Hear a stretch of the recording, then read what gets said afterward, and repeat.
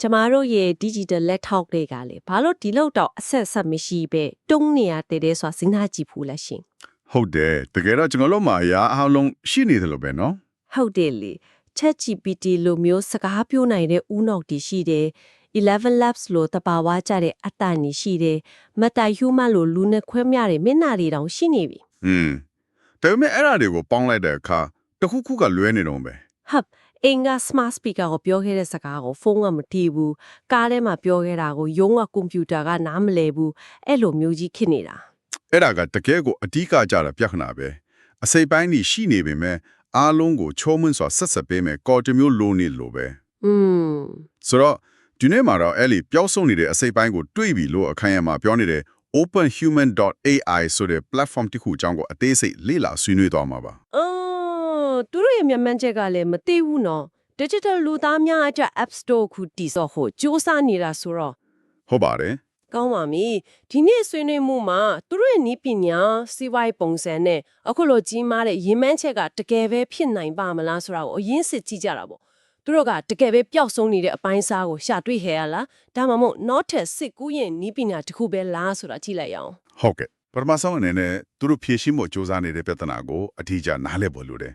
အစောကပြောခဲ့တယ်လို့လေကျွန်တော်တို့မှာဥနောက်အတန်မျက်နှာရှိပြီးသား ဒါပေမဲ့နောက်ဆုံးလိုအပ်နေတဲ့အဓိကအစိတ်ပိုင်းကတော့တဘာဝကြပြီးအချင်းနဲ့တပြင်းကြီးဖြစ်တဲ့လှုပ်ရှားမှုနဲ့ဟန်ပန်အမူအရာပေါ်လေ gesture and emotion ပေါ်လေဒါဟာနိပညာရဲ့နောက်ဆုံးအတားအဆီးတစ်ခုလိုဖြစ်နေတယ် အဲ့ဒါကဘာလို့လဲဆိုတော့လက်ရှိ digital လူသားအများစုကစကားပြောရင်မလုတ်မရက်နေတာဒါမှမဟုတ်အသက်မဝင်တဲ့ animation အဟောင်းတွေကိုထက်ခါတလဲလဲထုံးနေတာမျိုးဖြစ်နေလို့လားရှင် အဓိကြပဲစကားပြောဆိုမှုရဲ့အတန်နဲ့အထန်ထားစိတ်ခံစားမှုအကြောင်းအရာတွေနဲ့လိုက်ဖက်တဲ့လှုပ်ရှားမှုတွေကိုအချိန်နဲ့တပြင်းကြီးဖန်တီးဖို့ကအလုံးရှုပ်ထွေးတာ motion capture လိုမျိုးတွေကလည်းဈေးကြီးတယ်နော် ဟုတ်တယ်အရန်စီကြည့်ပြီးလူတိုင်းတုံးဖို့မလွယ်ဘူးလေဒါကနိပညာပိုင်းဆိုင်ရာအခက်အခဲပေါ့ဒါမဲ့ပိုကြီးတဲ့ပြဿနာတစ်ခုရှိသေးတယ် ဟုတ်ကဲ့ အဲ့ဒါကဈေးကွက်မှာလစ်ဟာမှုကြီးတစ်ခုရှိနေတာပဲဖန်တီးသူတွေကသူတို့ရဲ့ 3D digital လူသားတွေကိုအပြန်အလှန်တုံ့ပြန်နိုင်တဲ့ထုတ်ကုန်တစ်ခုအနေနဲ့ရောင်းချနိုင်မယ့်နေရာမရှိဘူး အတွန်းဖြူသူလေးဘက်မှာကျတော့လေစက်ပစ္စည်းတစ်ခုကနေတစ်ခုကိုကူးပြောင်းတဲ့အခါမှတ်ဉာဏ်နဲ့ကိုယ်ရီကိုယ်သွေးဆက်ရှိနေမဲ့လက်ထောင်မျိုးမရှိသေးဘူးပေါ့ မှန်ပါတယ်အဲ့ဒီပြဿနာတစ်ခုပေါ့ ကောင်းပါပြီဒါဆို open human ကဒီပြဿနာနှစ်ခုလုံးကိုဖြေရှင်းမှုဘယ်လိုကေဟာစနစ်မျိုးတိစောက်ထားလဲဆိုတာကြည့်ရအောင်သူတို့ရဲ့ App Store for Digital Humans ဆိုတဲ့ UE ဆောက်ကိုကျွန်မတော်တော်လေးသဘောကျတယ် ဒီဂိမ်းအစီနေကိုနားလည်ဖို့ App Store ကိုပဲပြန်စဉ်းစားကြည့်လို့ရတယ်အဓိကအခန်းကဏ္ဍ၃ခုရှိတယ်လေ Fandy to Creator ဆိုတာ App Developer တွေလိုပဲ Platform ဆိုတာ App ရဲ့ App Store ကိုယ်တိုင်ပဲပြီးတော့အသုံးပြုသူ End User ကတော့ကျွန်တော်တို့ iPhone သုံးတဲ့သူတွေပေါ့ ဟုတ်ပါပြီဒါဆိုဖန်တီးသူဓမ္မမို့ developer အပိုင်းနဲ့ဆက်လိုက်ရအောင်သူတို့ကဘာတွေကိုအဓိကလောက်ဆောင်ရမလဲရှင် ဖန်တီးသူတယောက်က Digital လူသားတယောက်ရဲ့အဓိကအစိတ်ပိုင်း၃ခုကိုဖန်တီးပေးရမှာထိပါတယ်ကိုကြီးကိုသွေးရုပ်သွင်းနဲ့အပြုမှုပေါ့ ကိုရီကိုသွေးဆိုတာက LLM endpoint လား ဟုတ်ပါရဲ့ပြောရင်တော့ကိုယ့်ရဲ့ digital လူသားတဲ့ဥနောက်ကိုရွေးချယ်သက်ဆင်ပေးရတာပေါ့ရုပ်သွင်းကတော့ 3D model ဖြစ်ပြီးအပြုမှုကတော့စိတ်ခံစားမှုဆိုင်ရာစီမံနေတုံ့ပြန်မှုပုံစံတွေဖြစ်ပါတယ် ဒီနေရာမှာ open human ကဖန်တီးသူတွေကိုတော်တော်လေးအားပေးထားပုံပဲနော်သူတို့ကဖန်တီးရလွယ်ကူအောင်အခမက်ကိရိယာတွေအများကြီးပံ့ပိုးပေးထားတယ်လို့သိရယ် ဟုတ်ပါပဲဒါကအရေးကြီးတဲ့အချက်ပါသူတို့က Creator Studio ဆိုတဲ့ web page 3D editor ZDrap လိုမျိုးမျက်နှာပုံစံကိုအလွယ်တကူကူးပြောင်းနိုင်တဲ့ကိရိယာတွေစမ်းသပ်ဖို့ပတ်ဝန်းကျင်တွေပေးထားတယ် အော် အထူးသဖြင့်စိတ်ဝင်စားစရာကောင်းတာက AirKit နဲ့ကိုင်နေတဲ့ blank shapes 52ခုပါတယ်အခြေခံ model လေးကိုအခမဲ့ပေးထားတာပဲ ခဏလေးနော်အဲ့ဒီ blank shape 52ခုကဘာလို့အရေးကြီးတာလဲရှင်နင်တို့နီးပညာပိုင်းဆိုင်ရာဒေးစိတစ်ခုလို့ပဲကြားရတယ် အဲ့ဒါကဖန်တီးသူတွေအတွက်အချင်းအများကြီးသက်သာစေလိုပါဆိုလိုရင်းက iPhone camera သုံးပြီးမျက်နှာအမူအရာကိုဖန်တဲ့နည်းပညာနဲ့တိုက်ရိုက်ချိတ်ဆက်လို့ရသွားတာပဲ အာ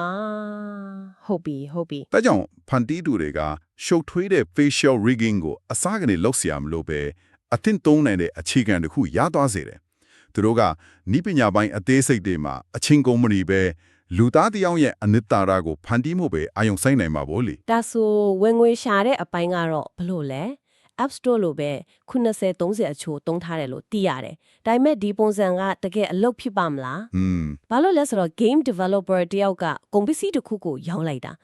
ဒီမှာက digital လူသားဖန်တီးသူမှာသူတို့ချိတ်ဆက်ထားတဲ့ ALM အတွက် API cost လို့မျိုးစက်တိုက်ကုန်ကြစရိတ်တွေရှိနေနိုင်တယ်လေ90%ကတကယ်ပဲရေရှည်ရက်တည်နိုင်တဲ့စီးပွားရေးတစ်ခုတီထောင်ဖို့လုံလောက်ပါမလားရှင် ဒါကအရန်ကောင်းတဲ့မေးခွန်းပဲအစာပိုင်းမှာတော့ဖန်တီးသူတွေကသူတို့ရဲ့ကုန်ကြစက်ကိုတိကျတွက်ချက်ပြီးဈေးနှုန်းပုံစံကိုတတ်မှတ်ရလိမ့်မယ်တစ်ချိန်တည်းဝယ်ယူတဲ့စနစ်ကကချို့အတွက်အဆင်ပြေနိုင်တယ်လို့ lesson ကျေးပေးသွင်းတဲ့စနစ်က API cost တွေကိုကာမိစေနိုင်တယ်ဒါပေမဲ့ Open Human ရဲ့အဓိကဆွဲဆောင်မှုကဖန်တီးသူတွေက file တွေကိုရောင်းနေတာမဟုတ်ပဲအတုံးပြုသူတွေနဲ့ရေရှည်ဆက်ဆံရေးတည်ဆောက်နိုင်မဲ့အတွေ့အကြုံတစ်ခုကိုရောင်းချနေတာဖြစ်လို့ပဲ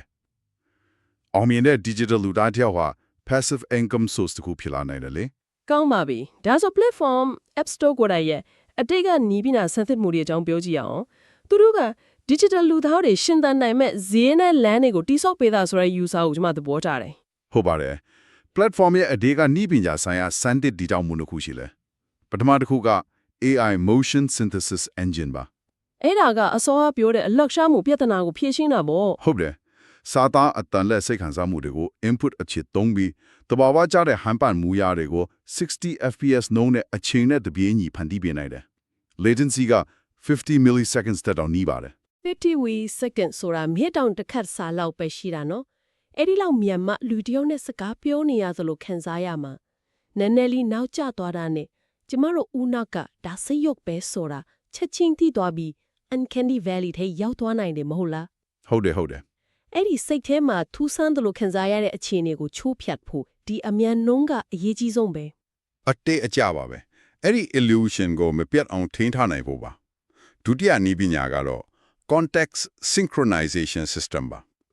ဒါကတော့သူတို့ရဲ့တကယ့်အဓိကအားသာချက် killer feature လို့ပြောလို့ရပါတယ်ပြောရရင်တော့ဒါကကိုယ့်လက်ထောက်အတက်စัจ java တစ်ခုလုံးမှာတုံးနိုင်တဲ့ရေတော်မှန်ညာတစ်ခုဖန်တီးပေးလိုက်တာပဲ universal short term memory ဆိုတဲ့အသုံးအနှုန်းကိုကြိုက်တယ်ဆိုတော့အခုချိန်မှာကျွန်မဖုန်းပေါ်က Siri က HomePod ပေါ်က Siri ဘာတိလဲဆိုတာလုံးဝမသိဘူးသူတို့တယောက်နဲ့တယောက်စကားမပြောတော့ဝန်တန်းနှစ်ယောက်လိုပဲ Open Human ကသူတို့အားလုံးကိုချိတ်ဆက်ပေးမယ့်ဘုံဦးနောက်တစ်ခုပေးလိုက်တဲ့သဘောလားရှင်ဒါသူတို့ရဲ့အဓိက magic trick ပဲစကားပြောဆိုမှုမှတ်တမ်းအသုံးပြုသူရဲ့နှစ်သက်မှုတွေဒီနေရာနဲ့အခြေအနေတွေကိုစက်ပစ္စည်းအားလုံးမှာ100 milliseconds အတွင်းအချိန်နဲ့တပြေးညီချိတ်ဆက်ပေးပါတယ်။အော်ဒါကြောင့် digital လူသားကမှတ်ဉာဏ်တစ်ခုတည်းနဲ့နေရာတိုင်းမှာပေါ်လာနိုင်တာပါဒီနည်းပညာတွေကစာရွက်ပေါ်မှာတော့တော်တော်အစွမ်းထက်ပုံရတယ်။ဒါပေမဲ့အနေနဲ့တော့ abstract ဖြစ်နေသေးတယ်ရှင်။တကယ်အသုံးပြုသူတယောက်အတွက်ဒါကဘယ်လိုခံစားရမလဲဆိုတော့ကျွန်မမြင်အောင်ကြည့်ဖွင့်နေခက်နေတယ်။ Emma ဆိုတဲ့ digital လူသားတယောက်နဲ့ဥပမာလေးတစ်ခုလောက်ရှောက်ကြည့်လို့ရမလား။သူရဲ့တနေ့တာကဘယ်လိုပုံစံဖြစ်မလဲ။ကောင်းတဲ့အပြန်ဉာဏ်ပါ။ဒါကနားလေရအလွယ်ဆုံးဖြစ်ပါလိမ့်မယ်။မနက်ခင်းမှာ Emma ကကိုယ့်ရဲ့ smart mirror ပေါ်မှာပေါ်လာပြီးဒီလေးအစည်းအဝေးအကြောင်းတတိပေးတယ်ဆိုပါစို့ပြီးတော့ကျွန်မကားထဲဝင်လိုက်တဲ့အခါ तू ကအစိုးကနေပြန်ဆက်မှာမဟုတ်ဘူးအစိုးကပြောတဲ့ကိုနာရီအစည်းအဝေးနဲ့ပတ်သက်ပြီးတော့ဆိုပြီးစကားကိုဆက်ပြောမယ်ပြီးတော့လမ်းပိုရှင်းတဲ့လမ်းကြောင်းကိုအကြံပြုကောင်းပြုမယ်အဲ့ဒီမှန်ကနေကားထဲကိုချောချောမွမွကိုပြောသွားတာကအဓိကအတွေ့အကြုံပဲပေါ့နော်ဟုတ်ပါပဲပြီးတော့အဲ့ဒီအတွေ့အကြုံကနေရာတိုင်းမှာအလုပ်လုပ်တယ်ရုံးကကွန်ပျူတာမှာအစည်းအဝေးအတွက်လိုအပ်တဲ့အချက်လက်တွေပြင်ဆင်ပေးထားမယ်နေ့လည်စာစားချိန်မှာဖုန်းထဲကနေကိုရောက်နေတဲ့နေရာနဲ့ကိုစိတ်ကြိုက်အစားအစာပေါ်မူတည်ပြီးဆိုင်ကိုအကြံပြုမယ်ညနေပိုင်းစူပါမားကတ်က kiosk မှာ QR code တစ်ခုကို scan ဖတ်လိုက်ရုံနဲ့ Emma ကပေါ်လာပြီးမနက်ကပြောထားတဲ့ဝယ်စရာစာရင်းဒီမှာပါဆိုပြီးပြပေးနိုင်တယ်ဒါကကျွန်တော် digital system တွေစီကနေအမြဲတမ်းလူချင်းနေခဲ့တဲ့အရာပဲစပစ်ရှိခုကြော်မှာ Emma တယောက်တည်းကပဲပေါ်လာပြီးစကားပြောဆိုမှုအကြောင်းအရာတွေအားလုံးဆက်နေလေဒါတကယ်အစွမ်းထက်တဲ့အတွေ့အကြုံတစ်ခုပဲဒါကြောင့်သူရဲ့ဆောင်ဖို့က one assistant everywhere you go ဖြစ်နေတာပေါ့ဒါကရင်က chatbot တွေ virtual assistant တွေနဲ့လုံးဝမတူတဲ့အဆင့်တစ်ခုကိုရောက်ထွားတာပါ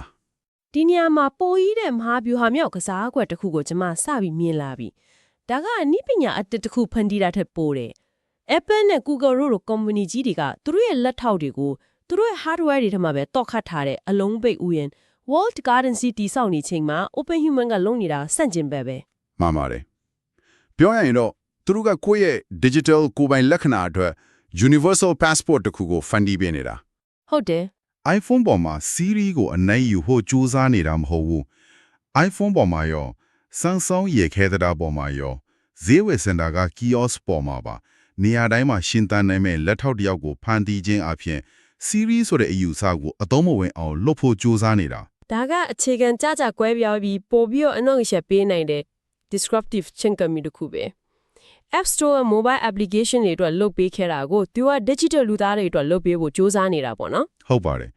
အခြေခံအဆောက်အုံနဲ့စံနှုန်းတွေကိုပံ့ပိုးပြီးဖန်တီးသူတွေကိုစံသက်တီထွင်ခွင့်ပေးထားတယ်သူတို့ရဲ့ရေရှည်မျှော်မှန်းချက်ကအလွန်ကြီးမားပါတယ်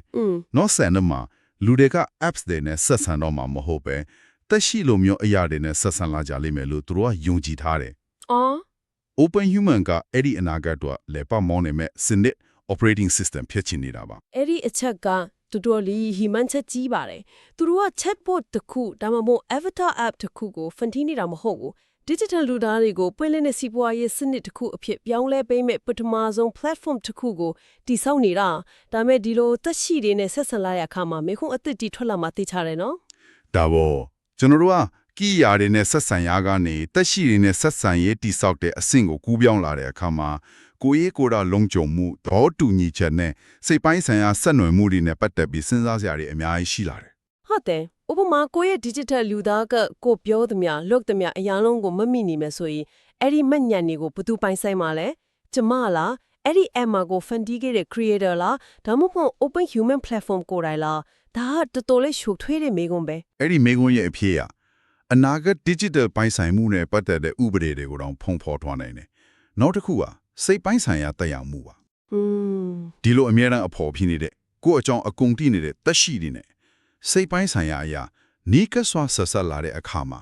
ကျွန်တော်တို့ရဲ့လူမှုဆက်ဆံရေးနဲ့ကိုအမြင်တွေပေါ်ဘယ်လိုတက်ရောက်မှုတွေရှိလာနိုင်မလဲ ဒီနေ့ဆွေးနွေးခဲ့တာတွေကိုပြန်ချိုးရရင် open human ဟာ digital လူသားတွေရဲ့နောက်ဆုံးအသားအစီတဲ့လှုပ်ရှားမှုကို AI နဲ့ဖြည့်ရှင်းနေတယ်။ဒါပေမဲ့ပိုရေးကြီးတာကသူတို့ဟာမဉ္ဇဉ်ပြဿနာကို context synchronization system နဲ့ဖြည့်ရှင်းနေတာပဲ ဟုတ်ပါတယ် ပြီးတော့သူတို့ကဖန်တီးသူတွေကိုဗဟိုပြုတဲ့ပွင့်လင်းတဲ့စီခွက်တစ်ခုကိုတိစောက်ပြီးနီးပညာကုမ္ပဏီကြီးတွေရဲ့အလုံးပိတ်ဥယျာဉ်တွေကိုစင်ခေါ်ဖို့ကြိုးစားနေတယ်ပေါ့နော် အဆုံးသတ်အနေနဲ့စဉ်းစားစရာတစ်ခုခြံထားခဲ့ခြင်းပါတယ်အခုချိန်မှာကျွန်တော်တို့ကဖုန်းကိုသုံးတယ်ကွန်ပျူတာကိုသုံးတယ်လို့ပြောကြတယ် ဟုတ်ကဲ့ ဒါမဲ့နဲ့အမလိုမျိုး digital လူသားတယောက်နဲ့တနေ့လုံးအပြန်အလှန်ဆက်ဆံပြီးတဲ့နောက်မှာကျွန်တော်ဒီနေ့အမကိုသုံးခဲ့တယ်လို့ပြောအောင်မလားဒါမှမဟုတ်ကျွန်တော်ဒီနေ့အမနဲ့စကားပြောခဲ့တယ်လို့ပြောလာမလား အော်စကလုံးလေးပြောင်းပါတာပဲနော် ဟုတ်တယ်အဲ့ဒီဘာသာစကားအပြောင်းအလေးလေးတစ်ခုကကျွန်တော်တို့ရဲ့နီးပညာနဲ့ဆက်ဆံရေးဘလောက်အထိအခြေခံကြပြောင်းလဲသွားနိုင်တယ်ဆိုတော့ကိုဖော်ပြနေပါတယ်ဒါကကျွန်တော်တို့အားလုံးဆက်လက်တွေးခေါ်ရမယ့်အကြောင်းအရာတစ်ခုပါပဲ